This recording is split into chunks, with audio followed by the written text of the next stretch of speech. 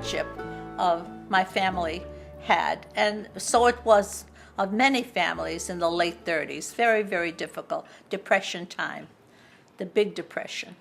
And later on, when the war broke out, there was so much work for everybody. The depression broke, and my family was working. I wasn't. I was still a kid.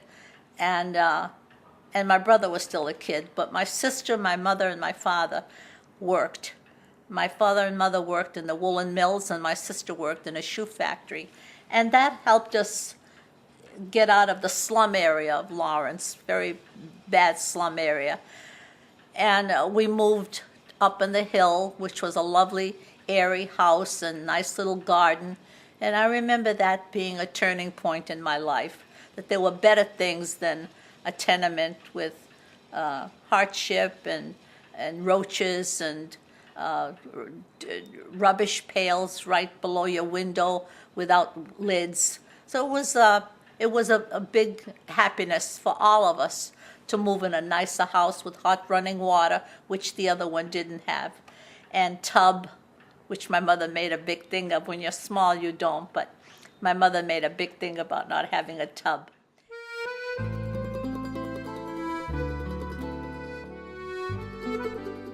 Oh, my father was the cook. Unlike a lot of families where the mother cooks, opposite with my father, which is in a lot of Italian families, which I discovered later on in life. A lot of Italian families, the father cooks. He marketed, he prepared the food, he cooked it, and he did it with such lust that as a kid, watching him impressed me.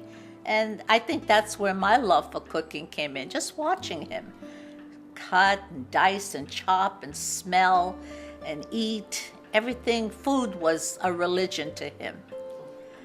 And just as I said, just watching him was a thrill for me. As little as I was, I used to get a big kick out of watching him. Oh, my mother and father argued constantly, but so did many of the other families there, which was, the stem was poverty. When you're poor, you take it out on each other because you don't know what else to do. A lot of men used to drink and walk out of the family. My father was a homebody. There was an Italian men's club, but he didn't go to it because he'd say, I can't afford a beer and I can't afford gambling. Why should I go?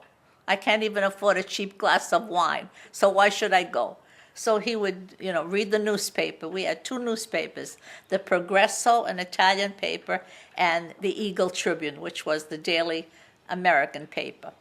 And he would read both. He was bilingual. He was very good. He had been in the military for 4 years, so he knew how to speak and read English very well. And but they argued bitterly. But they made up quickly, too. It was nice to see. It was very nice to see.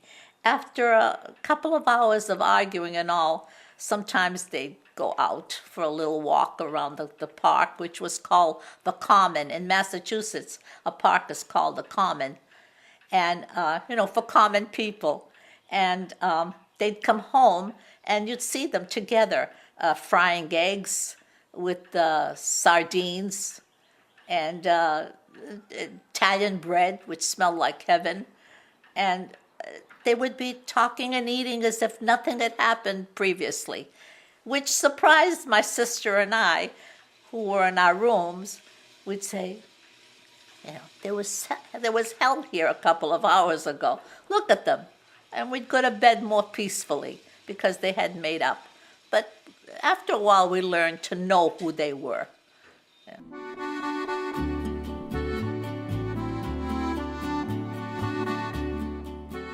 My brother busted